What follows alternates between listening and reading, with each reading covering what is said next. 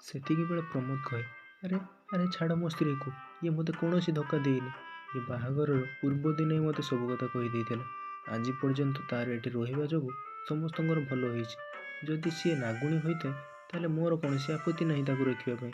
କିନ୍ତୁ ସେ ଠକ ସାଧୁ ଜଣକ ମଣି ହାସଲ କରିବା ପାଇଁ ଚାହୁଁଥିଲା। ସାଧୁଟି କହେ, ଯଦି କେହି ମୋତେ ରୋକିବା ପାଇଁ ଚେଷ୍ଟା କରେ ତାହେଲେ ମୁଁ ଏ ନାଗୁଣୀର ଜୀବନ ନେଇନେବି।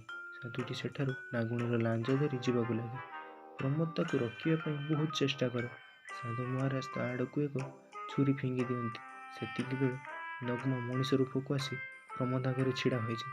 ଆଉ ସେ ଛୁରୀ ତା ଦେହରେ ଗଳିଯାଏ। ଆଉ ନଗ୍ନ ସେ ସାଧୁଟିକୁ କାମୁଡ଼ି ଦିଏ। ମରିଲା ବେଳେ ନଗ୍ନ ପ୍ରମୋଦକୁ ନାଗମଣୀ ବିଷୟରେ କୁହେ। ଆଉ ନଗ୍ମାର ଶରୀର ସେଠାରୁ ଗାୟବ ହୋଇଯାଏ। ତା ପରଠୁ ସବୁ ଗାଁ ଲୋକ ନଗ୍ମାର ନାଗମଣୀ ଶିବ ମନ୍ଦିରରେ ରଖି ତାର ପୂଜା ଅର୍ଚ୍ଚନା କଲେ। ଆଉ ଗାଁ ଘର ଖୁସି ପୁଣି ଥରେ ଫେରି ଆସିଲା।